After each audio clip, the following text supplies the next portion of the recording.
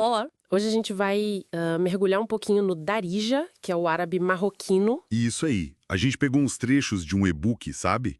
Que é focado para quem fala português aqui do Brasil. A ideia é essa mesmo, né? Extrair o essencial, tipo frases práticas e umas noções de gramática para começar a entender, talvez até arriscar umas palavras. O material é bem focado no uso real, sabe? Frases do dia a dia, as primeiras regras. Acho que é ótimo para quem tem curiosidade ou tá pensando em viajar para lá. Perfeito. Então, nossa missão aqui é filtrar esses blocos básicos para destravar uma comunicação inicial, né? Exatamente. Tanto as frases úteis quanto, assim, a lógica por trás delas. E para começar, acho que não tem nada mais fundamental que aquela saudação universal lá, o Salam Alaikum. Sem dúvida. E a resposta, wa alaikum salam, é mais que um oi, né?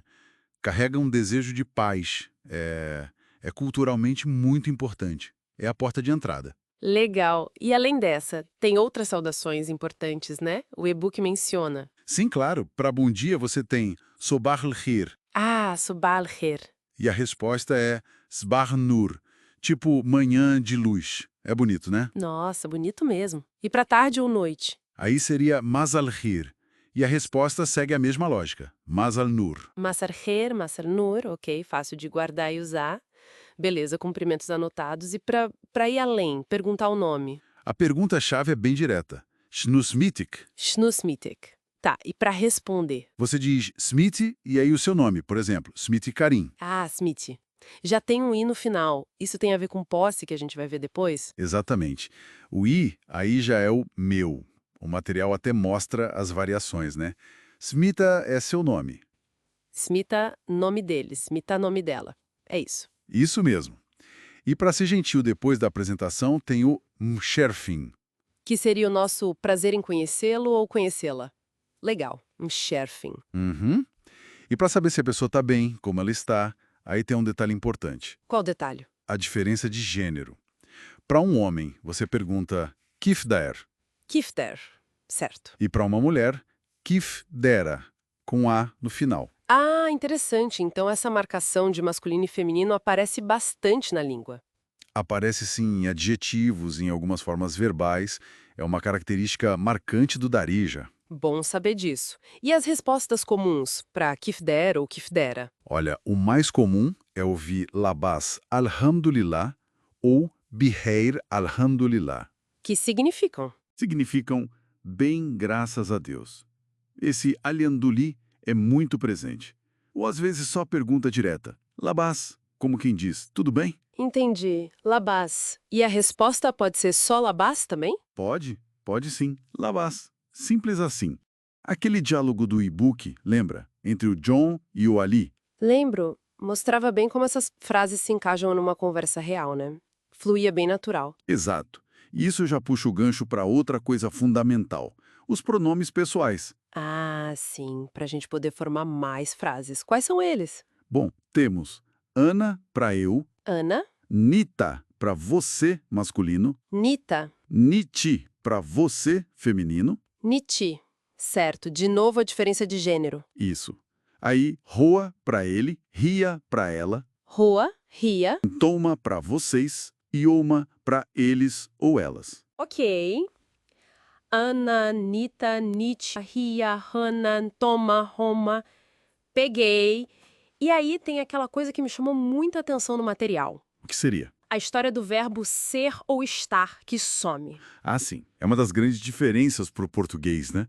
Em muitas frases nominais ou com adjetivos, ele simplesmente não aparece, fica implícito. Como no exemplo Ana Ostad, que é literalmente eu professor. Exato. E todo mundo entende eu sou professor.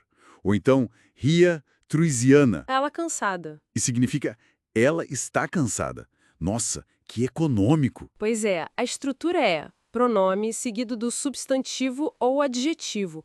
O verbo tá ali, mas invisível. É uma forma bem direta, né? Talvez até influencie como eles expressam estados ou identidades. Faz sentido. Bem diferente da nossa necessidade de sempre colocar o sou, está, é. E outra coisa que foge muito do português é a posse, né? Totalmente. Nada de usar palavras separadas como meu, seu, dele. Eles usam sufixos, pedacinhos que grudam no final da palavra. Sufixos. E quais são os básicos? Olha, para meu é i ou às vezes iá. Para teu, singular, é que. Para dele é ou. Para dela é ra. Ok. I ou ya, que ou ha. E pro plural? Para nosso é na. Para vós ou de vocês é com. E para deles ou delas é on. Na, com, on. Entendido. Vamos pegar um exemplo prático. Kitab, que você falou que é livro. Isso kitab. Então, meu livro seria Kitab. Gruda o i no final. kitab e teu livro. Kitabki. Com o quê? Kitabki. E o livro dela, Seria kitabha. Com o ra. kitabha. A lógica é bem clara, né? É só anexar o sufixo correspondente. Você mencionou que para meu pode ser i ou ya. É, tem uma regrinha. Se a palavra termina em consoante, como tab, usa-se i. Tab. Se termina em vogal, geralmente se usa ia, como em cal, irmão, que vira koia, meu irmão. Ou smia, nome, que vira smit. Opa, corrigindo. Smia termina em a, mas tem uma regra específica aí que leva ao i. É um pouco mais complexo. Ah, entendi, tem umas nuances. E o material cita uma regra para palavras femininas que terminam com som de A, algo sobre um T escondido? Sim, menciona. É interessante. Muitas palavras femininas em árabe, e no Darija também, terminam com som de A, mas que vem de uma letra chamada ta marbuta, que soa como T em algumas situações. Por exemplo, madrasa, escola. Madrasa. Para dizer minha escola, esse A final meio que desaparece e o T reaparece antes do sufixo possessivo. Fica madrasti. Madrace. Nossa, isso já é um nível um pouco mais avançado, né? Mas é bom saber que existem essas particularidades. Exato. Mostra que a língua tem suas próprias engrenagens, né? Não é só tradução direta. Com certeza. Bom, acho que cobrimos bastante coisa essencial.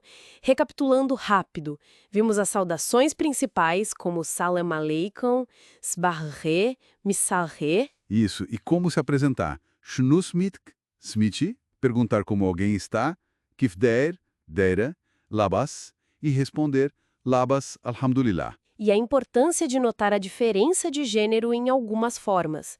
Depois, os pronomes pessoais, como ana, nta, nti, roa, reia. Hna, ntuma, uroma. E a característica marcante de não usar o verbo ser estar, explicitamente em várias situações, como aneustad. E, por fim, essa forma de indicar posse usando sufixos grudados na palavra. I, ka, ha, na, etc. Como em ktabi, ktabk, ktabha. São, assim, as primeiras ferramentas mesmo. Para quem está começando, isso já ajuda muito a quebrar o gelo, mostrar respeito pela cultura local. E dar os primeiros passos para entender e talvez se comunicar um pouquinho em Darija, mesmo que de forma bem simples. Exatamente. Já é um começo. E sabe, ficou uma reflexão aqui, ouvindo tudo isso, como será que essas estruturas tão diferentes, tipo, não ter o verbo ser estar explícito, ou usar katab em vez de meu livro, como será que isso impacta a forma como as pessoas pensam ou expressam as coisas no dia a dia? As relações, os estados? É uma ótima pergunta, né?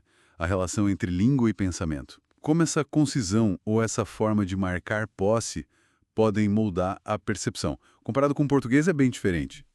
Fica aí algo pra gente pensar, né? Pra explorar mais. Com certeza, uma excelente provocação para quem se interessou pelo tema. Mas por hoje, acho que ficamos por aqui. Foi ótimo explorar esses pontos iniciais do Darija. Esperamos que o pessoal tenha curtido essa análise. Salama! Salama!